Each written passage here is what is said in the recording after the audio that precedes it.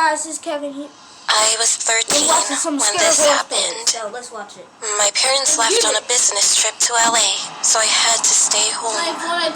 My dad gave me his card so that I could order whatever I needed, so I kinda enjoyed being alone. And I wasn't scared because I've been home alone so many times, and besides, it was only for 3 days. Don't tell. Well, this was around the time the clowns were breaking into houses and doing some weird stuff. But they never came to my area since they usually hit more quiet places, especially the area near a forest. Although we had a fence that could easily allow someone to climb over, we didn't really think much about it because the area where we lived in was very safe. Anyway, it was around 6 p.m. and this was in the winter, so it got dark pretty fast. We had a glass room at the back of the house, also known as a conservatory, and it leads straight. Okay, this is just my first pause of the day. Okay, if you know you have a glass thing behind your house, why would you stay there in the first place? That's just me. That's my question. And the other question I have, if this video gives 7,000 likes, I will cut my cousin's hair completely off. Oh God. This is what I'm saying, guys. I'm not a hater of the movies. I'm just saying. I'm just saying. Are you dumb? Hold on. Let me like it. Let me Let them blow up. Ah! Wait, that was the infinite one. What, he's off? He's supposed to be Really? Okay, guys. We're about to unpause the video right here. Straight to the garden. The room was right next to the kitchen. I got a little hungry, so I went to the fridge, took out some snacks, and went back to the living room to continue watching TV. There was a roof on the glass room that intensified any sound that landed on top of it. That day, it was raining heavily, so it was too noisy to hear anything except the rainfalls pounding on the roof. About a few minutes later, I was quite sleepy, so I decided to go up to my room and lay down. I was about to grab my phone and check my social media, but then I heard something drop really hard on something downstairs. It really creeped me out. I got really scared, but decided to go downstairs to check, thinking that it would be nothing. So I came out of my room, went halfway down the staircase, and looked down the hallway. The whole area was dark. No, this is our mom. That someone was standing there. I saw the face of a silhouette. I quickly went to my room, trying not to make any noise. Then I heard someone walking around the living room. I immediately called the police and whispered to the operator that I needed help ASAP. But all of a sudden, I had a sneezing fit. I was so panicked at... Okay, one question. This is my third pause of the film. Of the thing. Who does that? I wouldn't even do that. I'll just stay upstairs, lock my doors. It never goes downstairs. Act like that never happened. Well, if the guy comes up the stairs, man, I'm running out the door. I'm jumping out the door. It's two things. One, I'm talking about the window. Two, we about to throw hands. It's me or you. One of us gonna be the victim. So. That moment, so I instantly ran to the bathroom since it was the only room with a lock. As I was reaching the bathroom, he sprinted up the stairs so fast. I locked the door and tried not to cry. The man tried to open the door. He kept turning the doorknob. The bathroom had a small blurry window, but I was able to see outside. So, just then, I got a glimpse of what was at the door. It was a clown, with green hair and without a nose. He was wearing a very weird outfit and was holding a gigantic knife. I had no other choice, so I quickly hopped inside the bath, opened the big window, and jumped out. I slid off the big roof and fell on the concrete. feel my injury because I was so scared. As I was about to hop on the fence, I heard the cops. They entered our house, and after that, they arrested and cuffed him. When he walked past me, I was so scared and my body was shivering. But I was glad that it was over. The police contacted my parents, so they came back home in a hurry. I would see them again, and I knew that I was safe now. From then on, I never stayed at home alone, and that clown guy was in prison for several years for scaring kids and for possible murder. Hey, chill. Unbelievable! Someone needs help customizing and saving with Liberty Mutual. Never have I ever stayed up late. Never have I ever had the police watch me. Okay, guys. Next animation. This happened when I was 17 years old. I was a senior in high school. It was the middle of the week, and my friends and I were chatting online about wanting to do something new and fun over the weekend. We usually just went to the movies, went to the mall, or got dinner. And I thought we should try something different. The next day, I was in the computer lab for one of my classes, and I had some time to kill because I finished my assignment early. Watch out. Keep in mind, Snapchat and Instagram were just starting up and didn't have the same kind of popularity as it has today. So the only thing we really had at the time was Facebook. However, my school was strict and blocked Facebook, so the only thing I could really do was read articles on news websites. Go back in the house. Get in the While house. searching and scrolling through the internet, an article showed up. One down. Two down. It was about an interview with a man who was discussing the truth of paranormal activity around the area I grew up in. Knock you. Intrigued, I read the article and looked up the places the guy was talking about. And sure enough, I found a bunch of things. One place in particular caught my eye. It was a place about 20 minutes away from where I lived. It was known to have multiple paranormal occurrences happen on the exact same road.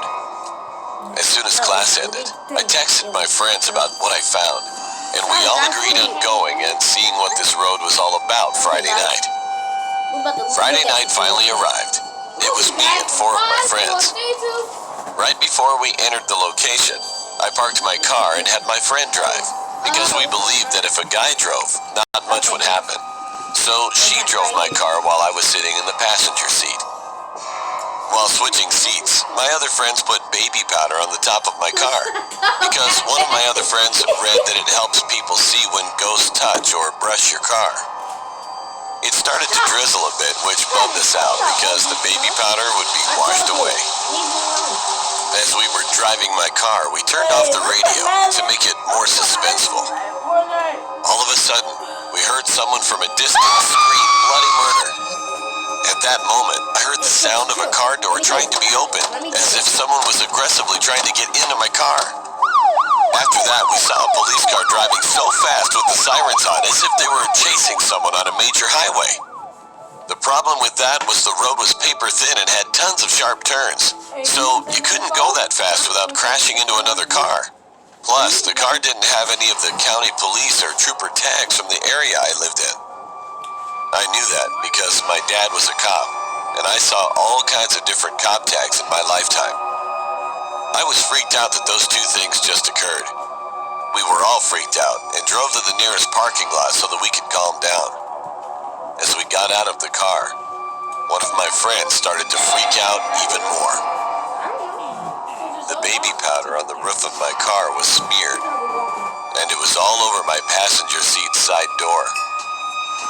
What was even more creepy was the fact that there were finger marks all over the door. Now, this wouldn't normally creep me out, but we were driving the entire time, and we all made sure not to touch the doors when entering the car. The strangest part was that the finger marks had no fingerprints, but were clearly shaped like a hand. It was as if someone was trying to reach for the door handle. Not only that, but we also noticed that there were fingernail claw marks on my door handle. This freaked me out because earlier I heard someone violently try to open the door. In the next few days, we told everyone, both online and in person, about that night, and how it freaked us all out. Wait, we have to do all Then this? someone sent me a link to an article about the street we drove on and all the activity that occurred on it. But it wasn't the one I originally read. It was a different one. You can't. As I was reading the website, I started to notice that all the things mentioned also happened to me the same exact way that night. I don't want to put But what freaks me out to this day is thinking about what would have happened if I didn't have my door locked. Would the door have opened up? Didn't you tell me to stand down on the link? Oh, you could stand down your kind of one, Boy. Boy, I've been standing there. And prove to me why I shouldn't call you H-O-E. A few days ago, I went to a Macy's store with my mother and son to go check out some jewelry. While my mom was checking out jewelry, I noticed an old man around his 50s come near us. He was about 8 feet from us. At first, I thought he was just a random customer checking something out for his lady or something. Then, from the corner of my eye, I noticed he was just standing there without moving and looking at us. It made me feel uncomfortable, so I turned around, moving the stroller, which my toddler was in, because I didn't want him looking at my baby. I turned my eyes to look at him again, and I could see that he was just staring at me with a creepy look. He was staring at me and my baby. Then, all of a sudden, he grinned widely at us. The weirdest thing about him was that he was wearing women's shoes and a scarf, and also holding a dress in his hand. He opened his mouth and tried to say something. I couldn't hear what he was saying, but I could read his lips. I like you. I like your baby. I just thought the man was a weirdo. And then my mom also noticed that he was odd and creepy. He saw that my mom was glaring at him, so he walked away. But then he appeared on the opposite side of us and started staring at me again. This time he pulled his phone out and made it seem like he was about to take a picture. He was staring at us and his eyes opened widely. He was smiling like a crazy psychopath. That was enough. I wanted to go up to him and tell him to get away. I had my boy with me and didn't want anything to happen, so I chose to just get out of there. I told a lady who was working there what happened. She said that she would go take a look at him. A few minutes later, she came back and told us that he was a customer who has been reported before by other people. My mom asked, "Why hasn't he been kicked out then?"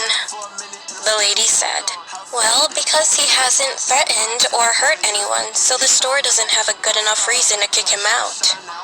My mom and I were pissed off because obviously the man is just there to harass people. The lady then told us that he said something creepy to her and also made her uncomfortable. She told us that when she went to go ask him what he was up to, he told her that he went to the store to return a dress. He decided that he didn't like that he bought it for his lady. He told her with a smile, "Yeah, I need to change quickly because she's cold now." My mom and I instantly felt so creeped out, so we just left. What did that mean? Could he have been hiding a dead body back at his place? A few days later, and I feel relieved that the crazy guy didn't harm us, but I'm still wondering what he meant by, "She's cold now."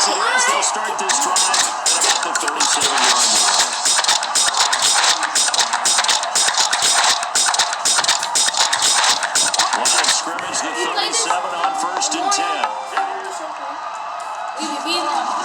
They'll run for the first time with Sony Michel. And right away they're going to stack him up right at the line of scrimmage. Call it no gain on the game's first. This story happened in the summer of 2017 when I was 10 years old. My older brother and I had a babysitter, and she was around the age of 17. Since my mom was home on Tuesdays, the babysitter would come on the other weekdays. Most days when she babysat, we would go to the neighborhood pool, hang out, and eat lunch there. Then we went back home and my mom would arrive a bit later at around 5:30 p.m. On one Thursday, the day was just an ordinary one, and the babysitter came around 8 in the morning. A few hours later, we decided to head to the pool and eat lunch. We all got ready and headed out the door. As I used to be a little paranoid back then, every time I went outside, I made sure I locked the door and would immediately turn the doorknob and try to open it to make sure it was locked. No offense, guys. I will lock my doors if I'm going outside because if somebody try to come, you know, penalty from the neutral zone. get the foot down. Heavy rush and down he So, goes. I don't like to lock my doors because why did I have to go inside? The sack cost him only a yard. It's 2nd and 11. Son. There's Brady. And the pressure gets to So, him again. let's play this. The door was definitely locked, so we walked to the pool and swam for a while. Then we ate lunch and decided to head back to the house. When we got home, I pulled out the key from my bag, but I noticed the door was a crack open. I pushed it, and the door swung open.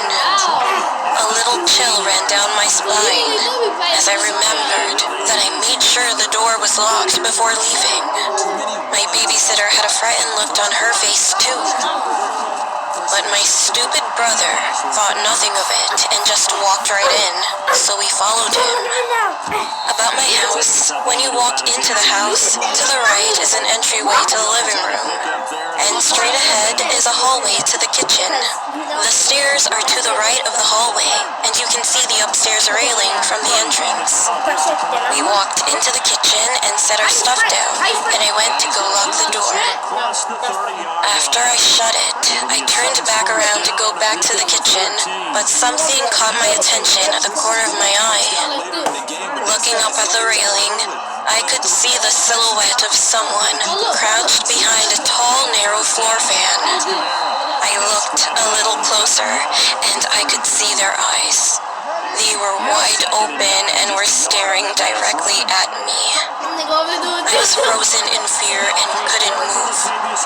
All I could do was stare back at them, not knowing if it was a man or woman. My babysitter called for me to come to the kitchen, and the figure slowly walked into a nearby room and disappeared. I ran into the kitchen, telling my babysitter and brother what I saw.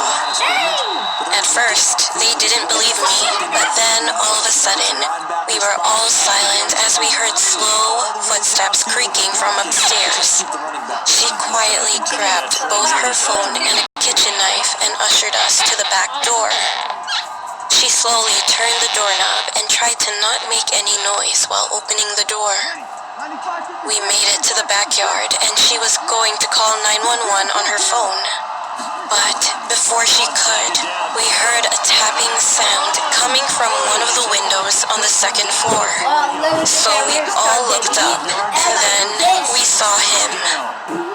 He was a man, late 50s, short black hair, eyes still wide open, staring at us. He was pushing the blinds out of the way, so we saw his face very clearly. We screamed and started running to the gate on the side of the backyard. The babysitter dropped her phone while scared, so I picked it up and ran behind her. I dialed 911, told them our address, and explained to the operator what just happened.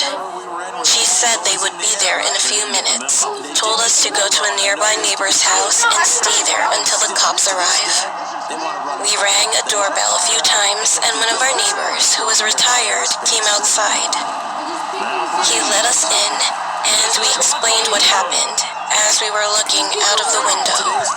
Then we saw 3 cop cars pulling up, and the cops were surrounding my home. 3 cops headed in through the front door and investigated our house. We went outside to tell them that we were okay, and the other police officers started questioning us. Soon the cops came back after finding nothing and doing a thorough investigation. They told us it would be best as the person may come back. So the babysitter said we could go to her house, which is about a mile away. Just then, we heard our neighbors screaming from down the street. A few houses down, a policeman's car was set on fire and was smoking a lot. The cops spotted a man running past the corner down towards the end of the street. One officer took us to the babysitter's house, while the other three went after that man. We later found out that the man had gotten away, so he never got arrested. Our parents arrived home as they were contacted by the police and freaked out. Later that night, we came back to the house and we searched the whole place to see if anything was missing. A cash box that was stored in my parents' bedroom was missing, but we didn't report it since the man was never found. I have no idea who that was or how he opened our front door. I still wonder to this day, what would have happened if I never noticed the man? He could have done something to us while we were sleeping. I still feel uneasy sometimes when I'm home alone. But a top third and 9 up getting the sense Charles are going to put a big emphasis this afternoon on the run game. And why not? What we're seeing so far, it's working pretty well from them. And here's the best part. It all started one summer afternoon in August. My best friend Mike invited me to his house. Mike was the type of kid you'd call a nerd. He always got good grades, wore glasses, had freckles, and believed in things like dragons and magic. One of Mike's favorite things to do was performing magic for me. Every time I'd come over, he'd perform magic. But this magic trick, though, would be the one that I'd never forget. When I got to Mike's house, he said, "I have a new magic trick to show you, and it's the best one." We went into the living room, where he had a large box in front of his family photo. It was all 4 of his family members in that picture: Mike, Josh, and his mom and dad. The box was about his size, so we could fit in it, and his older brother Josh was standing next to it. So I sat down on a couch, and Mike started introducing the name of his magic trick. It was called the Vanishing.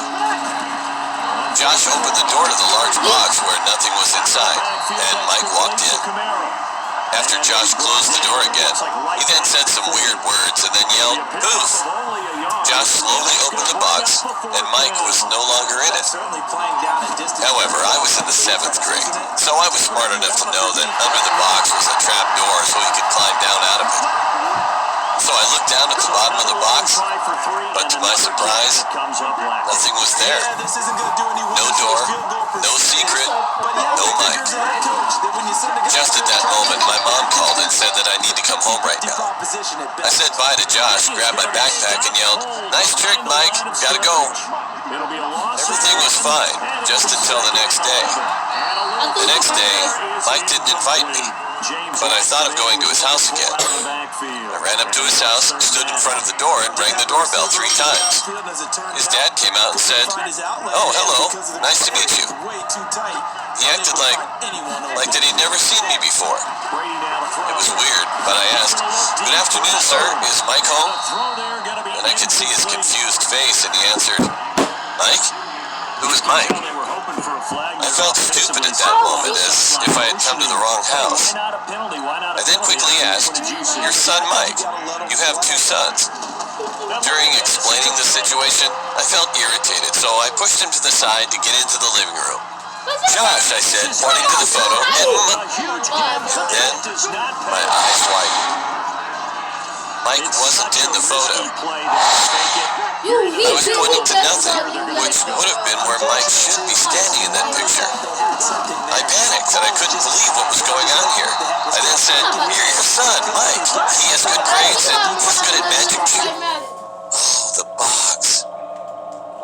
I thought that everyone was playing a prank with me or something, but he looked extremely confused and even terrified. You cut 56 He looked at me as if I was some kind of lunatic. So I ran upstairs to check the box, and I opened the door. I'm gonna cut my camera back on right now because my cousin cut it off. So okay, Thinking that I must be dreaming.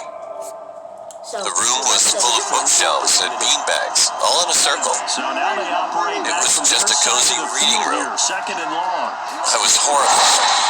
On the ground. I kept saying no, it can't be, over and over. Finding room inside. That moment, Josh came in the room. 20. I thought, this is the last chance. Touchdown. I quickly took out my phone, thinking that I could remind Mike to them by showing selfies that I took with Mike before. You didn't play with somebody who However, just when I did, Strike first. he was in none of the pictures. One where I gave him a hug, Where we went to the other friend's birthday party and took a picture with the clown. Nothing was there. Those types of plays, when It was like he never even existed before. And I felt that moment was like a nightmare. Good on the extra point. To this day, there is literally no one who remembers Mike in my town. I still can't believe what happened to Mike, but I definitely believe that Mike is real. And he must be somewhere. Never have I ever stayed up late. Never have I ever had the police watch me. Only be down 7-0 as they come up first and 10. Okay, bye. Action here on I'm first sure this down. for tomorrow. So Nowhere see you to next time. escape, and he goes down. Cameron Jordan